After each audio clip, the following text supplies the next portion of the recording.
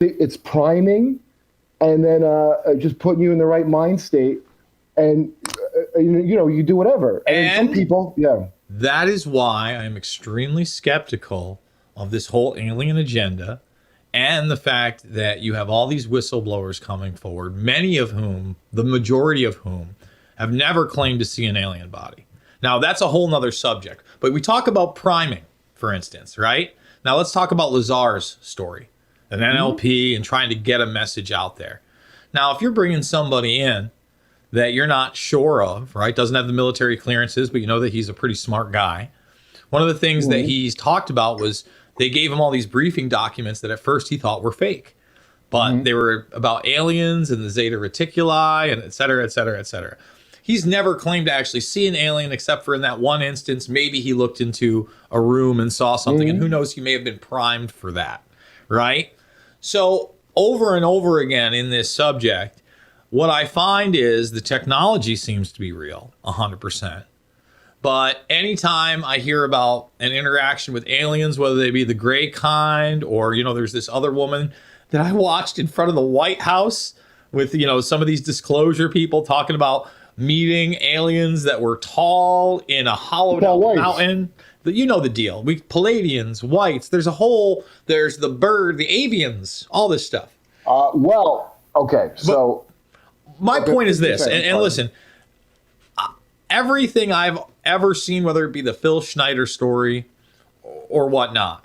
I don't know about that. You don't know the Phil Schneider story? Man, no. I mean, I don't know. I don't know. That has a lot of validity. I don't think so either. Yeah, by the way, it's somewhat. That seems like very much like. Oh, does it? The shootout with the aliens, where he's the sole survivor after a laser beam fight. By the way, just so you know, I don't have like beliefs or something. No. I agree. Wild speculations based on weird memory things. But finish what you're saying. Now, all I'm saying is, we've had so much technology suppressed from us and information. This will tie into what you were talking about with all these Nazis that came over, right? Yeah. During World War II. And really, if you look at the genesis of the Central Intelligence Agency, what you're looking at is the OSS and the Skull and Bones crew and the Nazis. That's the main drive. They always liked the Nazis. It was a shame to have to go fight these guys. It was a shame. They were so efficient and so had control, and they're better than commies, right? So, of course, I love when they bring up the good war. And we're such a good country that there was no hard feelings. I'll give you one that, I'm not telling you I believe this, but it was very interesting. Daryl James, Daryl, I think, James, who claims to have been in this secret space program. And the reason he sticks out to me is because his story was so bizarre. It's almost like, because if I was going to write a movie of something of like, imagine Star Trek, but nobody on Earth knows that they're doing this. It's like literally what the story is. I remember the planet of Nazis. Well, that's real. It's not just because they didn't have a budget and they had to use Nazi uniforms. Some Nazis went to Aldebaran, whatever the fuck. They cut a deal with the lizard things and blah, blah, blah. But he goes into all this, and Michael, he called him Kino all the time. His nickname was Kino. He said, Kino, there is no Michael Aquino. He's a vessel for some fucking, like a pitch black snake. He said he watched how they do it, how it like kind of stood behind Michael Aquino. And then when it would be out of him, Michael Aquino would just be sitting there staring blankly. But that's just one of the many things about it. You just listen to a story because it's very interesting. Now, it's going to sound like nonsense, and probably it is nonsense, but I'll tell you something. What's haunting about it, this nonsense, is because it was so outlandish, I always remember it. Then when I find out new things, I can compare notes. Mm-hmm. It's kind of strange what lines up. It's kind of strange. And I watched the Daryl James one, and there were just certain aspects that I just, like him banging the chick and then being introduced to the general's the sex daughter. Thing is 100%. Dude, look, that's one of the easiest to believe things, because all the lore from religion to our space fathers, I know. What do they come and do? It's always some kind of breeding shit. Well, I see that. I hear that. I just, again, I think it was rather fantastical, but people check it out. Hold on, we got some more for you. Well, okay? It is, but here's the important part. The guy that was the commander officer that was like, you're like a son to me guy. Mm-hmm. And I'd like to actually interview the guy, because I want to know, he talks about some disturbing things, and this is like the white hat side. about how the Anglo-Saxon is meant to do this and that, and Asians were made as a slave race. That's what the good guy side is saying in the story. That's odd. Listen, I'll say this. Genetic engineering for our... I don't know what our history is. And I know that we have those stories, obviously, of the sky people and genetically creating us. And then there's also the talk of us breeding with certain, aspects of these beings, whether it be the Anunnaki, etc.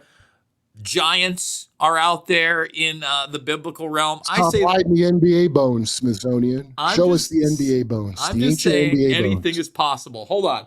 We got these last few, and then unfortunately I am going to have to break it off because we got fights coming up, Kurt. Since we do a lot of things live here. Okay. Oh, yeah. Yes, we do a lot of things live here. Are you aware that Buzz Aldrin, who, has made the claim that he's been on this moon, he also claims that there is a monolith, much like the one in the 2001 A Space Odyssey picture on the moon. Have you ever seen him make that claim? Yeah, and isn't there also a thing about him that he went to Antarctica not that long ago and saw pure evil or something, and he had a heart attack down there because he went to Antarctica? Now, if he said he saw pure evil, that to me that's like kind of maybe he did, maybe he didn't. But I know the heart attack thing's real. Okay. Flying out. So I was unaware of this, and there's a conspiracy about it. What do you think he's doing down there? Well, it was 2016, so we'll do it live. And apparently, he got sick from altitude sickness on the trip. But the conspiracy theory. Oh, altitude sickness, eh? That's what an astronaut. An astronaut, you say? Yes.